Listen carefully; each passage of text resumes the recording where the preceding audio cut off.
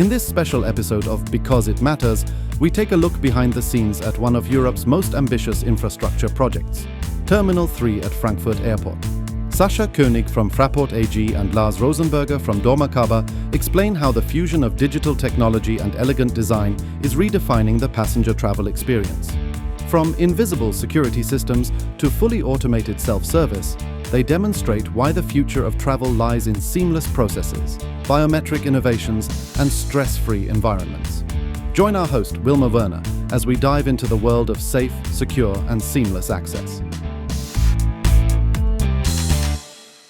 Welcome to Because It Matters, the podcast where we open the doors to innovation, merge aesthetics with function, and security with elegance. And on today's episode of the podcast, I do have two new guests. One is Sascha König, and I dearly took the time to learn his title, which is Senior Vice President, Aviation Passenger Process at Fraport AG. He calls himself the Terminal Manager, which is very, very catchy. And Lars Rosenberger from dormakaba. He's the Vice President and Global Business Owner for Airport and Airline Passenger Processes at dormakaba. Gentlemen, welcome to the podcast. Hi, pleasure to be here. Thank you very much for having us.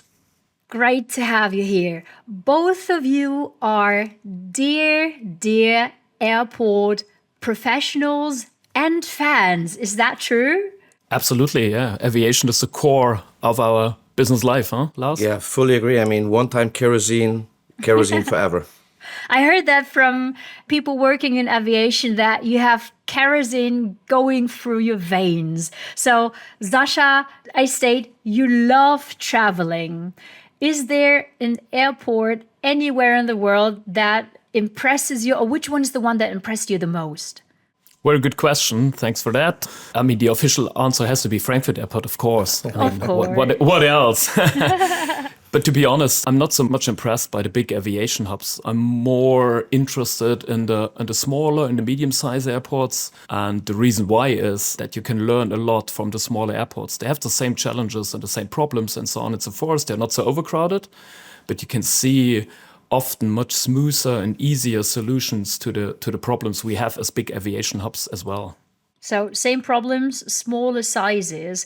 And as the Frankfurt Airport Terminal 3 is soon to be opened in April, Lars, as someone who is working with airport infrastructure of that size, do you look at airports differently when you travel privately?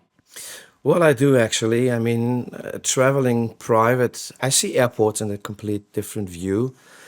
Because even when I'm traveling with my family, I'm trying to observe the processes, and what I'm seeing actually is sometimes pitching my nerve, because it could be so easy to optimize processes in a very simple way, and it's actually painful to see that some airports are not following that, and that makes me actually sad, but also happy on the other side, because there's a lot of things to do, how we could support as dormakaba to make processes simple and easy and actually fun for travelers. Was it ever tempting for you to approach someone at an airport and tell them, hey, actually, there's something I noticed you could have an easier life with, and suggest them something? Did that ever happen? Yes, that's actually what I'm trying to do when I'm traveling. If I know the people on site, I'm definitely following up and said, hey, I was traveling through your airport and I found out that. And we have simple things just to optimize the current processes to make it simple and easy. And do people listen when you approach them? I mean, if they look at you, they wouldn't know how much you know about airports and how knowledgeable you are. So do they listen? Well, usually they do. I mean, there's some airports that have their own view how processes should look like and should work. But I'm in a business now since more than 20 years, and usually it's quite an open conversation, and it makes actually fun. That is awesome that people listen.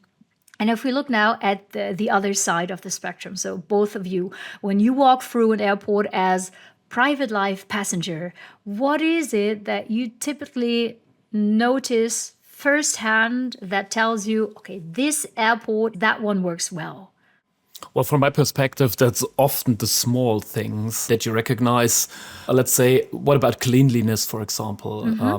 When you walk into a toilet or you see a check-in hall, is there anything that you observe where you think, well, that could be Could be cleaner, could be more shiny, for example. Are there broken piles? Are there broken lights or something like that? All the small things where you see the system is not running at its optimum, and maybe passenger experience might not be that much in the focus of the airport that it could be. And these smaller things give you a good impression how the overall system runs from my perspective. Yeah, that was I was wondering while you were talking, is it about the experience that you have as a passenger at an airport, or is it that these minor things tell you a lot about the bigger processes in the background? Absolutely, yeah. I think these smaller things are just visible things that you mention, maybe not actively, but you see that there's something in the back not working as it should be. And what about you? When you travel as a private life passenger, what is something that you noticed firsthand? Well, I'm looking into queues actually. I hate queues. I hate queues at an airport. I hate queues on a ski slope and a ski lift. That's really what I hate. And that's actually what I'm looking into first. How long does it take until going through touch points? And then seeing our solutions, of course, in the back, what we could do is just implementing some e-gates, some stuff to support passengers to make it simple and easy. And since Frankfurt Airport is the biggest airport in Germany, it is the 4th or 5th biggest airport in Europe, and it is the biggest cargo airport in Europe. So an airport of that size. What does the Terminal 3 that is soon to be opened, what does it play for Germany and international air traffic? Well, as you mentioned, I mean, Frankfurt is one of the biggest aviation hubs, not only in Europe, it also interconnects Germany to the entire world. We are leading, sometimes number one, sometimes number two, when it comes to connectivity, for example. And this is very important, not only for Germany, but also for the German and the European industry to have those connections into the entire world, so to say. And Terminal 3 is the last and maybe the major part of our airport expansion program, which started 20 years ago, I would say. And the first point was the enlargement on the airside capacity. We got a 4th runway that was opened up in 2011. And in 2015, we started construction work for our Terminal 3. There was a groundbreaking ceremony at the end of 2015. And then it took us roughly 10 years to set up this real new big terminal with a capacity of roughly 20 million passengers annually. And you said that the overall program started 20 years ago. Was it clear at that point already that you would need a completely new terminal? Was that already part of the plan, or did it come along the way? No, that was already part of the program, because when you enlarge the airside capacity, you also need then landside capacity, which means additional terminals. And the long-term prediction for traffic numbers for Frankfurt Airport talk about 80 million plus passengers annually. And that means when we currently can serve, let's say 60 or 65 million, we need additional capacity to grow. Of course, we had in between the COVID pandemic and traffic numbers dropped dramatically, but we are now recovering. We are roughly back to the pre-COVID numbers. At least the peaks are higher than before COVID. And so there's an urgent need for additional capacity at Frankfurt Airport.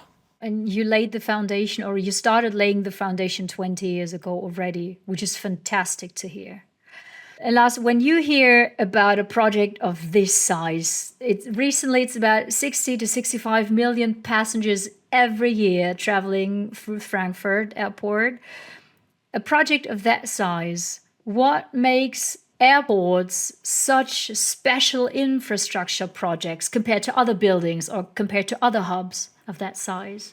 Well, I mean, we are looking into the different touch points. Let's say if you have a terminal this size, to see how can we support with what kind of solution, with what kind of optimization to serve airport, or to serve the airport itself, to serve the airlines, to serve passengers.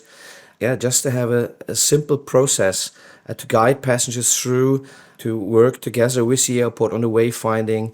That actually is the key points we are looking into as dormakaba to optimize the entire flow.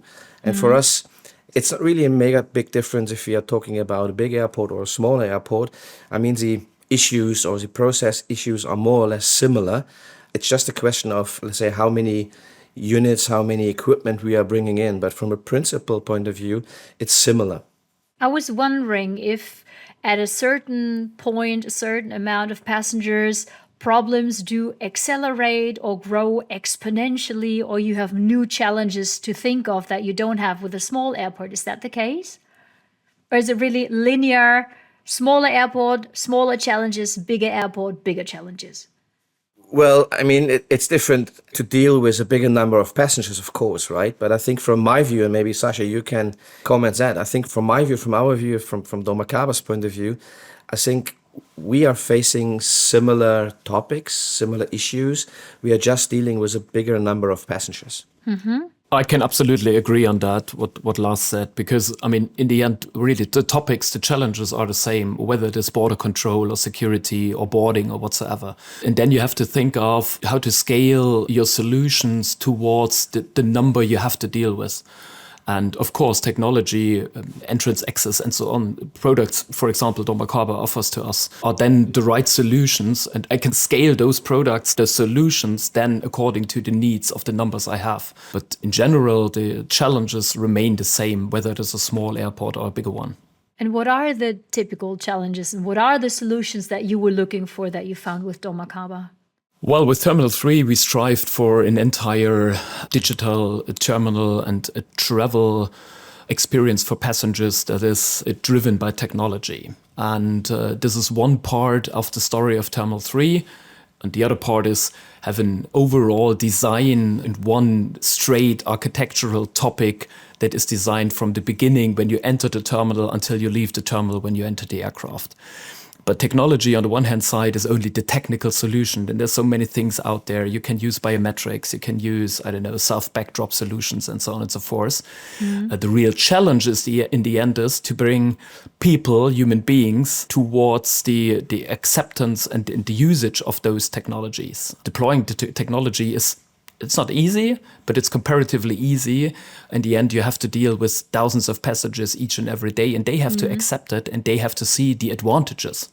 Lars, what is it that makes designing an airport like that is comparable to a small city? What is it that makes that process of designing complex? And what is it that you have to anticipate when it comes to the passengers? I mean, traveling is sometimes a stress factor for passengers, specifically for those who are not traveling that often. So when you're waking up in the morning, you have no clue how long does it take to the airport. You don't know how long are the queues in front of security. So that's actually stress points. And we are trying to support with equipment to make it simple, to take away the stress factor, to harmonize the entire process actually from the entrance to the boarding gate, that people can really relax, can go through as a security checkpoint in a very short time period, spend more time in restaurants, spend more time in a shopping area, because I think an airport is not an airport anymore, specifically Terminal 3. So that's a super cool terminal with a fantastic design. It's absolutely clean, a very clean structure. Wayfinding is brilliant. I was really impressed when I have seen that. It's just a place where you have to be. So it's not really an airport. It's like a shopping mall, nice restaurants, and that's what I would like to see as a passenger, to be honest. When you were talking, I remembered when I was younger, somewhere in my teenage years, it was stressful finding your way through an airport, where to go, what signs to read, where to go through, how to find your way, what is a gate, what is a terminal. That was indeed stressful. So would you say the experience of someone who's in their teenage years nowadays is easier and more enjoyable than 30 years ago? Yeah, I mean, you have apps, you have tools, you have indoor navigation, so that's available, and that makes travel much, much easier than before. But I mean, going to big airports, into big hubs, it's sometimes still a challenge, even though for me, for instance, traveling a lot. But I'm facing some airports where I'm really being challenged. And I think this is unique within Terminal 3, at least in Germany or not even in Europe. It's really easy to go through. Wayfinding from that, what I have seen, is really, really simple. It's really a very cool airport, and I'm really looking forward to have my first flight going out of Terminal 3. I'm pretty sure somewhere this year I'll be traveling from there as well. And I'll watch out for the joy of walking through that terminal. Sascha, a few minutes ago, you told us about one number, that is the amount of passengers that travel over Frankfurt Airport. Let's talk about further numbers, because Terminal 3 is one of the largest privately financed construction projects in Europe. What scale are we actually talking about? Well, as you mentioned, it is indeed one of the bigger ones, let's say in the last decade, and I would also say within the next 10 years. There's a project that is completely privately financed by Fraport, the airport operator of Frankfurt Airport. So we do not rely on any state money or funds from the state side. We're talking about a volume with Terminal 3, about 4 billion euros that are invested into this terminal. And that's not, of course, only the terminal. The area was occupied beforehand as well. There was a former US air base there that has to be demolished. You have to completely reconstruct the area. You need interconnection to the existing terminals, Terminal 1 and Terminal 2. That is done via an automated people mover system, which is now already up and running, so that passengers really can interconnect between our three terminals quite easily. And once these three terminals are connected and they are opened, what do you imagine what effect this will have for the future mobility of that airport hub, that aviation hub in Germany? Yeah, first of all, I mean, it gives us the capacity we urgently need, to be honest. I mean, if you travel through Frankfurt Airport, let's say in the summer peak times, it is really crowded. Of course, this is the time where we produce the most. We have peak days this summer with more than 240,000 passengers a day. That is not only a small city that you push through the airport, that is, a bigger one already. Yeah. And you have it each and every day. So the capacity expansion is crucially needed to smoothen the processes and also to relax a little bit the entire system. If you drive a car with 200 kilometers per hour each and every day, that's not healthy for the time, not only for you, but also for the machine over the time. And that's the same with airport systems. You have to relax, you have to slow down a little bit. And also the passenger experience will be much better in the end. And Lars, you are the technology partner. And from your perspective, when you heard you will be a part of that huge project, what went through your head that moment? Well, I mean, we are working together, Fraport and dormakaba, since almost 15 years. So we know each other very well. And I think it's a very trustful and I think open partnership. And when we heard that terminal came up, I mean, it was clear it has to be dormakaba, so we have to be in, because Frankfurt is our home base airport. It's my home base airport as I'm flying out. I'm usually using Frankfurt. And to be honest with you, I don't want to go to any units from my competition, of course. But when we heard that, I mean, it's a flagship and building in Germany, even in Europe. And I mean, it was a great opportunity. And I mean, it's a huge reference for us. And I think going back to the partnership between Fraport and dormakaba, that is actually guiding us into a complete different level and lifting us into a complete different level. It was really trustful situation that we actually got awarded, and we are really thankful that we could be part of that really nice project. What was it that during your partnership and building that terminal, what was it that you learned from it that you didn't anticipate beforehand? Well, I mean, it was not really a huge difference to other projects. What was the main key topic for us was design language, because we were talking about different colors, different setup of the units. That was actually quite unique. And when I was in a terminal a couple of weeks back, I saw our equipment first time installed in the terminal. And that's actually completely different to what we have done at other huge sites. I think design was one of the major topics we were facing. And Sascha, Lars just mentioned your partnership of 15 plus years. For you as a representative of Fraport, what were challenges or the biggest challenges when you bring so many partners and systems and stakeholders together for a project of that size? Well, the challenge in itself is, first of all, convincing all the partners that this terminal is necessary, that it makes sense, that it is a long-term perspective for all parties involved. And you can imagine if you deal, for example, with governmental bodies like, I don't know, federal police or customs and so on and so forth, and you say, well, I have the idea to design and build a new terminal, and I think it will be operationally ready in 10 years or 15 years. Then the motivation on their side is at least a little limited because they think in shorter periods. But infrastructure and setting up and designing a new terminal that operates for 40 years then is a long-term issue. And you have to bring all those partners on board. You have to convince them.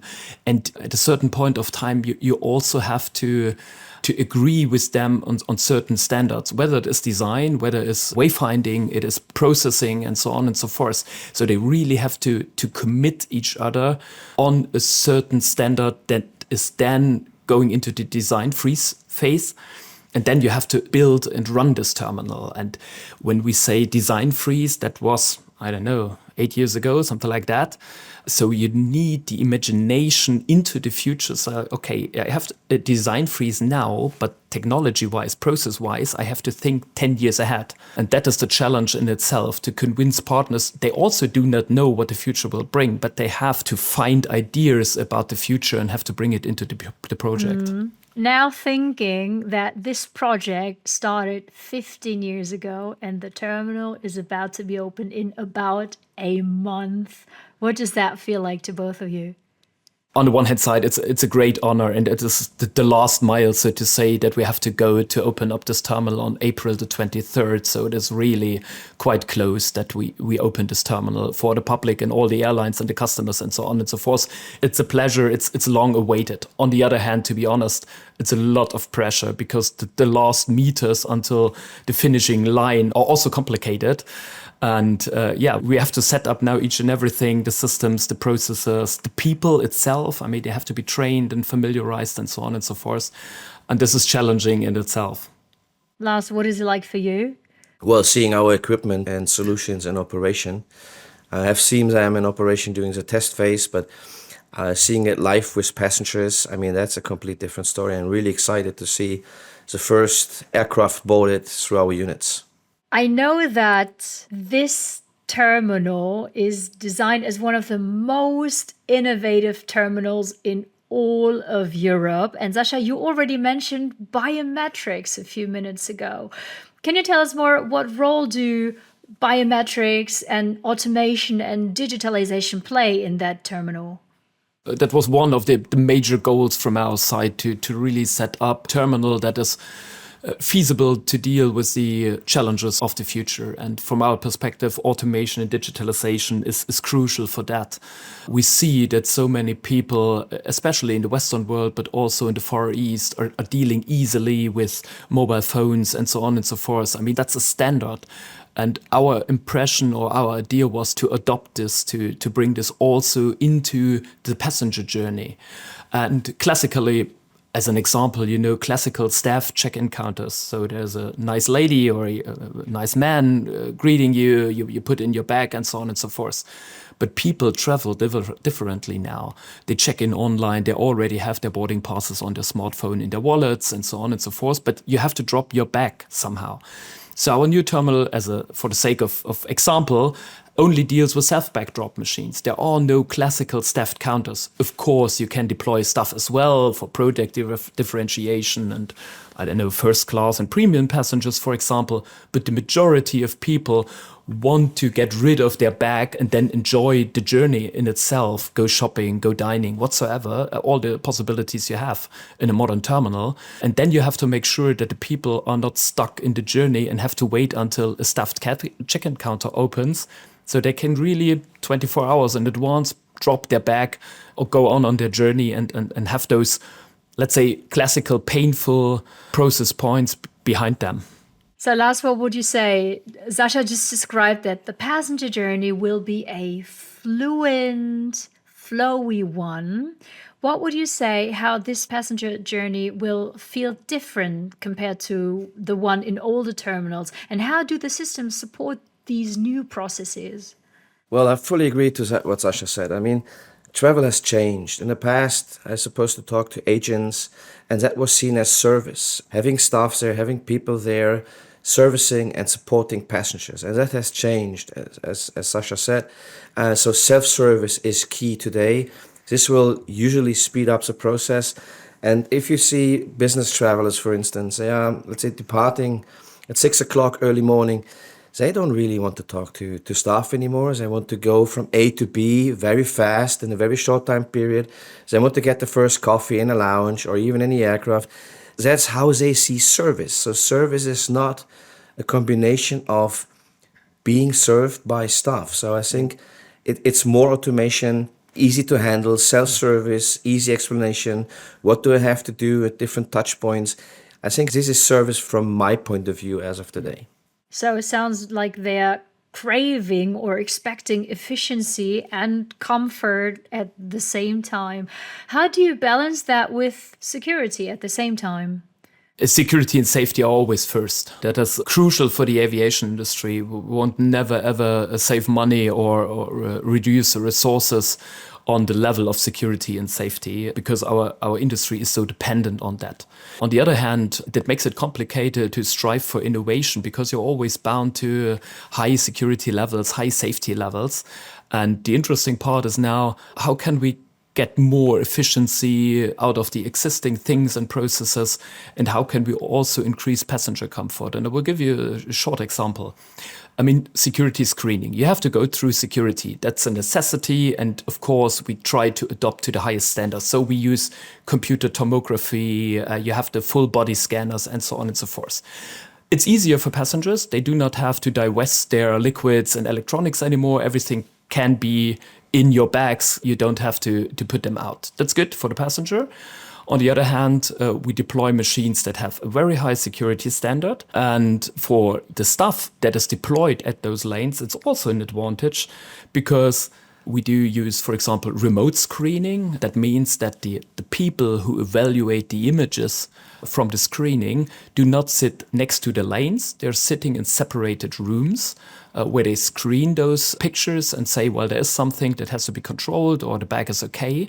And that's also an advantage for the staff because it's a smarter environment, it's separated, it's not that noisy there anymore. So it is a win, it's a triple win, so to say. It's more efficient, it's a higher standard of security, it increases passenger comfort, and it's also good for the staff because they can concentrate on the highly valuable and appreciated work they do. It sounds awesome. And I'm trying to imagine what it must be like when you design processes and systems and solutions like these, and then you have to put them into practice. And before a terminal opens, it needs to be tested extensively. Sascha, what can you tell us about operational readiness and airport transfer? What does that mean? And what does that mean for the opening phase? Well, ORAD is a crucial, not only phrase, it's a standard now in the aviation industry for, I would say, the last 20 years at least. ORAD stands for Operational Readiness and Airport Transfer, and the project to get the terminal operationally ready started already years ago. Why is that? I mean, you have a construction company that is building the entire terminal, and at a certain point of time, you have a handover towards the airport operator. That was already done last year in October when the entire terminal was handed over from the construction companies towards Fraport. But then it's only constructed. It's like a new flat or a new house. Yeah. There's nothing in there. You have to bring on all the equipment, counters, monitors, access doors, whatever is needed to have in the end the right processes. And this is the phase what ORAD does. It brings in all the equipment. That's one point. The other point is describing all the processes, running the familiarization. For Terminal 3, we have roughly 10,000 staff members of all the different stakeholders who needed to be familiarized with the terminal because otherwise they simply do not find their way to their working places and so on and so forth. We really train staff. And first and foremost, and this is what everybody sees also in the media, is the trial and test phase. And we started trialing in November last year. First, we started with internal stuff, and since January, we're also trialing with trial passengers, public people, so to say, that could apply for that trial phase. days. And this is, quite interesting. We need 8,500 people for testing. And we had more than 80,000 applications. They did volunteer to be Right. to participate in that test phase. Absolutely. Every Okay. Tuesday and Thursday, every week, we have test and trial days. And we raised the number up to 1,000 test passengers per day. And they really, simulate, so to say, all the processes that a normal passenger would run through as well. So security, check-in, boarding, and so on and so forth. Are these test participants, the test passengers, are they representative of the regular passenger, especially the ones in the summer peak times? Absolutely. I mean, that's crucial what you said. It's important to have this band of variety of passengers. You have business travelers quite easy, of course. You have people with reduced mobility. You have elderly people. You have people with children, families traveling. And this is important that they are represented within those trial passengers. It doesn't make sense to have all those aviation geeks there who are used to travel. You need the real life passengers. And that's what was great for us to choose out of a variety of 80,000 applications. Had I known that, I would have sent you my stepdad. He's 87 and he's a former Very good. engineer. He would have loved it.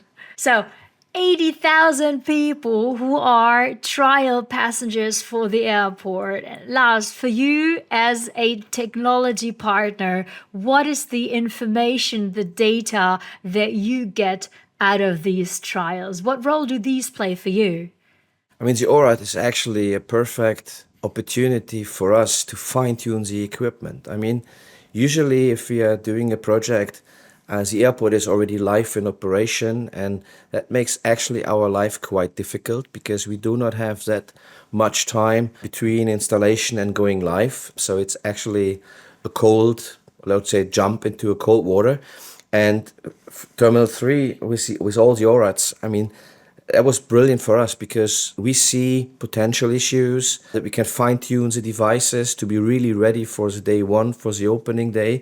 So we as a technology provider and a partner, we are really able to, let's say, to be ready and to be 100% sure that the units will run from day one. So we can also participate of such kind of ORATs. We are sitting in front of our telephone and we are expecting calls if something is not running well. And this is actually helping us a lot. I think it's the Dutch who compare design compared to user experience. And the user experience, sometimes it's different when you have these walking paths. In Dutch, I think they call it elephant paths because the user sometimes uses whatever you have designed differently than the designer would have imagined. Were there light bulb moments like these where you realized, okay, the passengers do actually approach a system differently than you would have imagined it? Well, I think I would like to kick over the ball to Sascha, but I think what might be a challenge is, I think, backdrop. So this is what I see could be the biggest challenge. I think e-gates are now common in the industry. I think almost every airport in Europe, they have e-gates. But it's quite unique that you do not have the standard old concept of a backdrop counter. So as Sascha mentioned already, there is no staff, so it's all self-service. And I could imagine this might be the biggest challenge that might come up during going live. That's not a surprise. That's true, to be honest.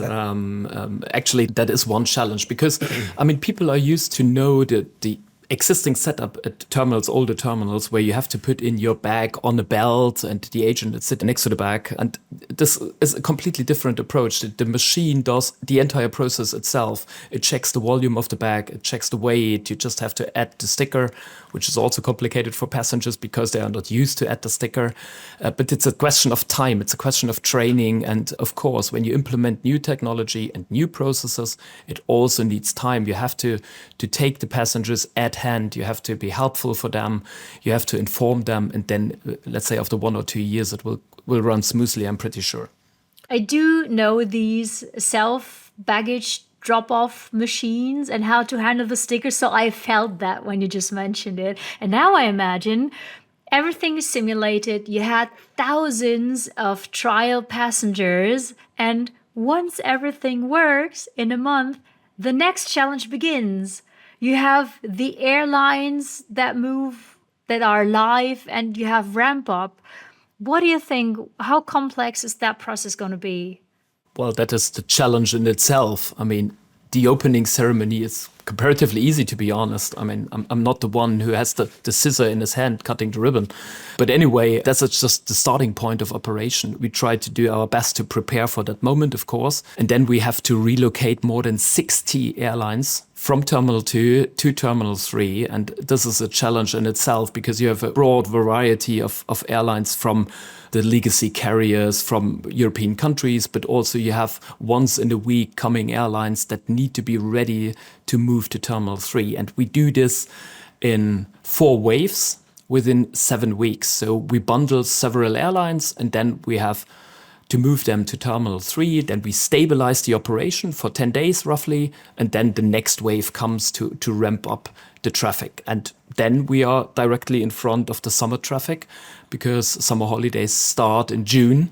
And then you're already at the peak time. So let's say till, I would say October, this is the proving phase for our Terminal 3.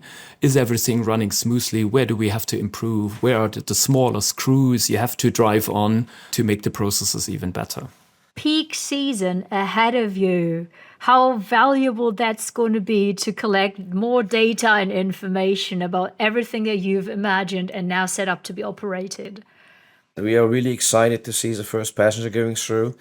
I mean, if you do lab tests and also internal factory acceptance tests, it's quite difficult to simulate what you will see in daily life at an airport. So you see scenarios you would never ever expect from passengers.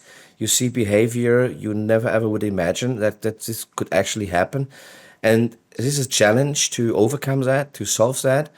And I'm really excited and I really hope that I can join seeing the first passengers going through just to see if we did our job right, if we supported Frankfurt Airport in the way we should. So I'm really excited. Can you share one example, something that happened in the past that surprised you? You said some passengers do things that you did not imagine without telling us where it happened. I mean, one of the most funniest things I saw, I mean, we have a barcode reader implemented and you scan your boarding pass, your mobile boarding pass or paper boarding pass on that reader. And I saw somebody coming up with his laptop, having the boarding pass as a huge barcode on his laptop and trying to scan with his screen from a laptop on a scanner, which didn't work, of course. And I would never, ever expect such kind of behavior. And I was just standing next to the gate and just saying, well, how is that possible? So, and this is actually what is driving dormakaba and driving our innovation to make it even more easier for passengers to use it, right? Because obviously for this passenger it was not clear how to use it, what needs to be done. And this is driving us in our daily business to make it simple, easy, and just simple to use. And bulletproof to use. And bulletproofed, exactly. That will probably be one way of the elephant paths when the user experience is different than what you intended it to be. I am curious because, Sascha, you mentioned you started that process 20 years ago because the need was there to accommodate or be ready to handle even more millions of passengers. The number might even increase in the future. So let's imagine we travel to 2036, 10 years into the future, and we are arriving at Frankfurt Airport 10 years in the future. What do you think will surprise us the most compared to the already very innovative Terminal 3 today? What would you wish for? Well, from my perspective, it will be even more data-driven and data-bound and connected than it is already today. I'm really thinking of, well, today you have to put out your passport and you need a boarding pass, whether it's paper or you have it digital in your wallet and so on and so forth. And I think in future, that won't be the case anymore. It will really be a seamless travel.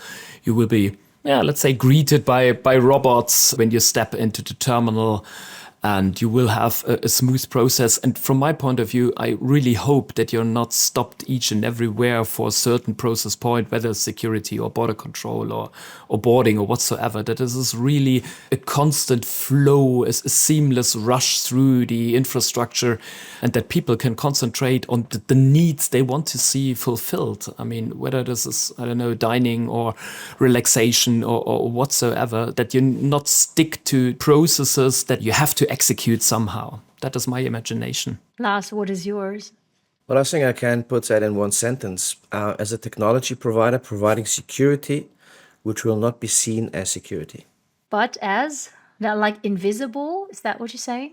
Exactly, just coming up with equipment, with high security equipment, but for passengers, they are not really realizing that they are passing security touch points or security areas. So not coming up with, let's say, with e-gates. I'm always saying we are not selling or providing e-gates. We are providing a kind of furniture that fits actually into the airport infrastructure, into the airport design.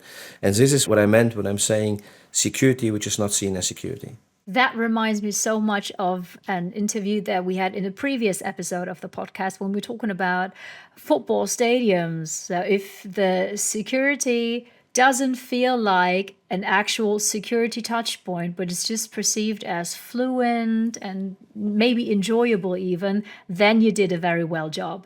Exactly, yeah. Yes. That sounds great. And Sascha, the Terminal 3 is very, very soon to be opened.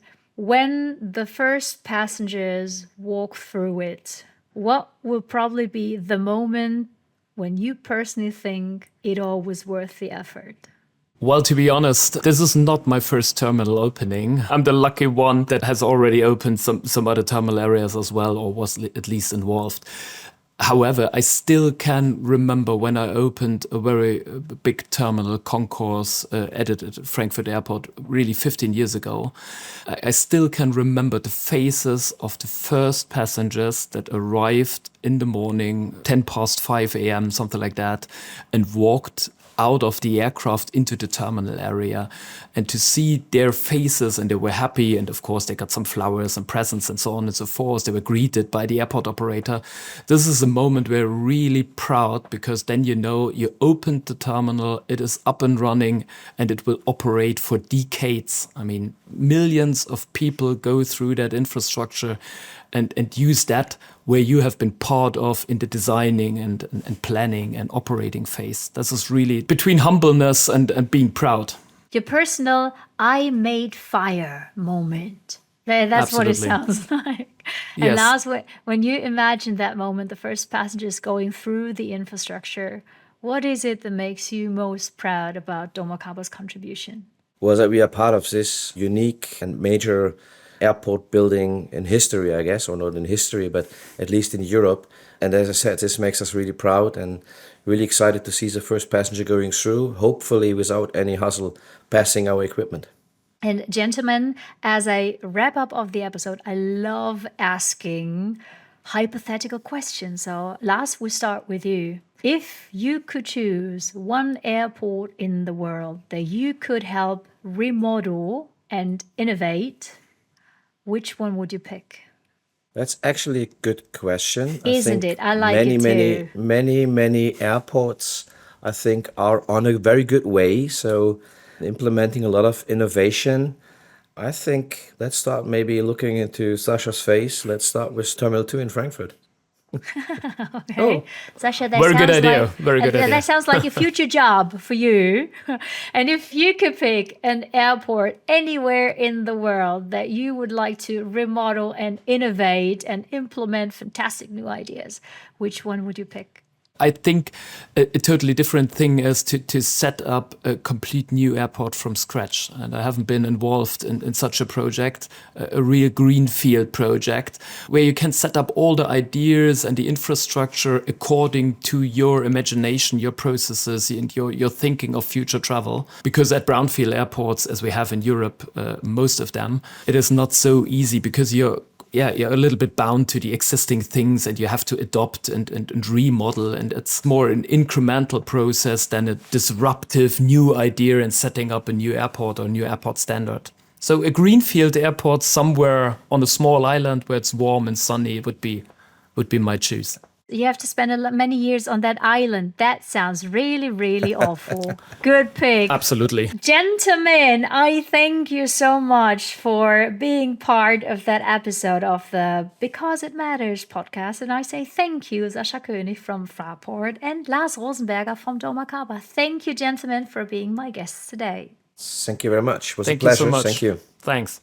Ladies and gents, that was Because It Matters, the dormakaba podcast, the special episode about Terminal 3 in Frankfurt. Have a fantastic day and see you in the next episode. That was Because It Matters, a dormakaba podcast. New episodes every month wherever you can listen to a podcast and on dormakaba.com.